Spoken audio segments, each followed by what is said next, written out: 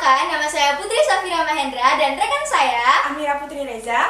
Kami dari MPK Man 1 Medan periode 2021-2022 yang akan mengadakan podcast yang kelima yang bertemakan menciptakan remaja yang dapat memanajemen waktu dengan baik.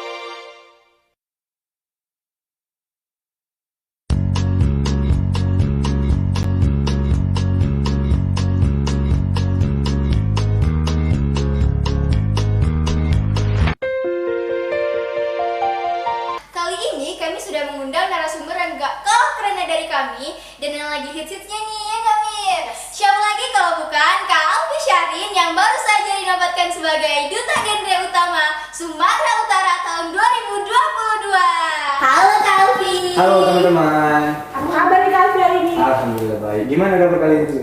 Alhamdulillah baik. Gimana puasanya Kak Alfi? Udah hari ke-10 lancar gak? Kalau puasa sih lancar-lancar aja, udah terbiasa juga dari dulu. Nah, kakak kan jadi dulu genre nih. Kan banyak nih yang belum tahu apa itu genre. Kakak bisa jelasin nggak sih genre itu sebenarnya apa? Nah, kakak izin jelasin dikit ya. Jadi genre itu program dari BKKBN di mana kepanjangannya itu generasi berencana. Program ini ditujukan kepada remaja berusia 10-24 tahun yang belum menikah. Yang dimana tujuan program genre ini adalah untuk menyiapkan kehidupan berkeluarga bagi remaja melalui pendewasaan usia perkawinan. Seperti itu. Nah, kakak kan udah dinobatkan nih sebagai Duta Genre Putra, Duta Genre Utama Sumatera Utara tahun 2022. Apa sih yang kakak rasakan sebagai Duta Genre itu? Apalagi nih sesumut nih, waktu itu banyak banget saingan-saingan kakak yang harus kakak lewatkan. Dan sekarang kakak udah ada di posisi pertama. Apa sih perasaannya? Nah, perasaan kakak yang pertama itu kayak sebenarnya nggak nyangka ya, karena kakak bisa dibilang yang termuda yang juara ini. Kami ada 2 orang yang SMA di situ. Dan bersyukur juga kepada Allah karena sudah diberikan amanah sebesar ini untuk mempertanggungjawabin remaja-remaja di Sumatera Utara itu yang ada 33 kabupaten dan kota yang di sini. Dan masih banyak belajar lagi sih tentunya untuk menjadi duta genre ini. Terus awal mula kakak tahu genre itu dari mana? Nah, kakak tahu genre itu sebenarnya dari kakak kelas 10 di semester 2 tahun 2020. Tapi kakak itu belum mau mencoba untuk menjadi duta genre itu, dan kakak memulainya itu di tahun 2021 sih. Nah, kenapa waktu itu kakak belum ada niat mau mencoba? Nah, belum ada niat itu karena kayak kurang percaya diri aja gitu, karena dulu kan kondisi aku itu masih buluk ya, masih sampai sekarang sih kayaknya. Aduh, baru dapat meroket nih, ya kan? Jadi kayak pengetahuan aku juga tentang genre itu masih sedikit, masih tahu apa sih genre itu kayak gitu sih. Jadi kayak belum memutuskan aja untuk jadi duta genre.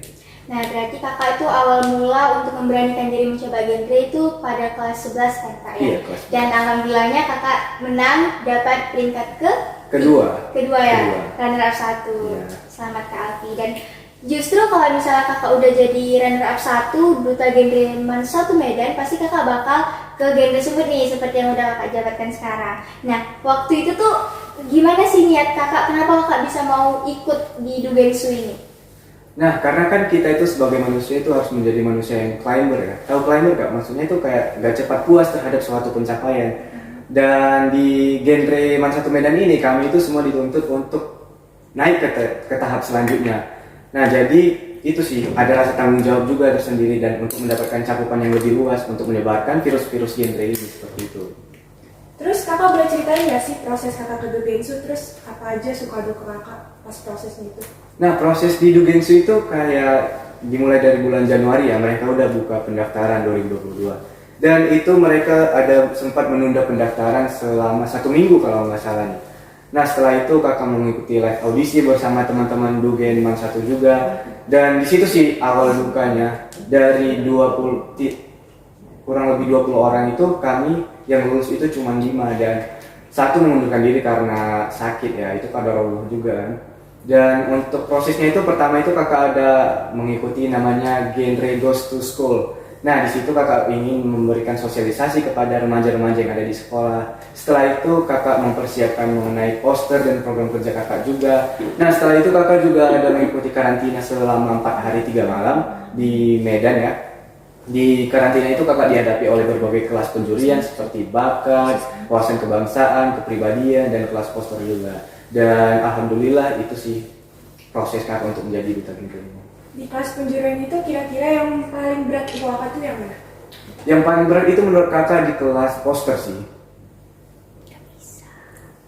Nah, di kelas poster berarti, oke, di kelas poster kan. Nah, berarti pas kakak ikut karantina itu, berarti banyak nih teman-teman yang baru-baru kakak kenal, yang baru-baru kakak lihat nih muka-muka dan wajah-wajahnya. Gimana sih cara kakak beradaptasi dengan mereka, bersosialisasi dengan mereka sampai bisa seakrab itu?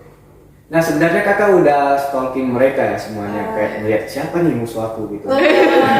Dan ternyata musuh aku itu musuh-musuh yang bisa dibilang saingannya berat gitu. Mereka udah menjadi duta genre kabupaten kota, ada yang mengikuti program beasiswa di mana-mana, ada yang studi exchange juga, yang pertukaran pelajaran itu. Dan cara aku beradaptasi itu kayak biasa aja, nggak usah bermuka dua. Gimana akunya untuk membawakan diri aku di situ sih sebenarnya.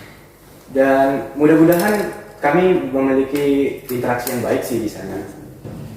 Nah, kakak kan bisa dibilang udah lagi mencapai kejayaan kakak lah ya kan. Saat ini kakak lagi naik daun lah bisa dibilang gitu ya Gaby. Nah, pasti kakak dalam hidup kakak itu pasti ada lah ya yang namanya kegagalan dan kesalahan yang sampai sekarang itu masih kakak ingat aja gitu. Nah, kira-kira apa sih kesalahan yang udah pernah kakak lakuin selama kakak sampai detik ini? Nah, kesalahan yang pernah aku lakuin itu di masa SMP kelas 8. Nah, di masa SMP kelas 8 itu aku pernah mendapatkan peringkat ke-28 dari 30-an orang itu. Dan di depan situ aku langsung dipukul oleh saudaraku yang mengambil rapotku. Dan di situ aku sadar, wah, karena aku kan juga dulu mengikuti sekolah sepak bola ya. Aku kayak gila-gila bola di masa itu, nggak ada merhatiin pelajaran. Dan itu di saat kelas 9 aku langsung push untuk belajar dan alhamdulillah aku bisa naik sih untuk dapatkan 10 besar di kelas gitu. Nah, waktu live audisi, waktu di Gensu itu kan itu pas waktunya lagi ujian madrasah tuh kan. Gimana sih cara kami bagi waktu itu? Nah, kan ujian madrasah itu terpakai 2 hari ya. Di situ kami berkoordinasi dan melalui KM kurikulum Bunda Juli ya, bersama Bunda Syarifah juga didampingi. Dan alhamdulillah sekolah kita mendukung untuk menerjunkan kami di pemilihan itu. Dan kami diberikan kompensasi waktu berupa itu ujian susulan di madrasah ini setelah pengumuman. Jadi kami bisa membagi waktunya seperti itu. Nah, dengar-dengar nih, kakak kan hidupnya ini mandiri banget gitu ya. Kenapa tahu? Ya, kami kan juga stalker. Bukan kakak aja yang stalker. Bahaya nih berarti. Iya, bahaya dong. Nah, kakak ini dengar-dengar hidupnya tuh mandiri ya, cuman tinggal sama nenek kakak. Nah, kakak itu gimana sih cara kakak menghadapi masalah-masalah sendiri, semuanya dengan sendiri? Pokoknya gimana sih cara kakak hidup mandiri itu gitu? Nah, kita tuh bisa karena terbiasa ya. Sejak dari kelas 3 SD itu aku udah tinggal sama nenek. Tapi aku itu memiliki hubungan komunikasi yang baik dengan kedua orang tuaku. Dan orang tuaku itu berada di Sibolga ya.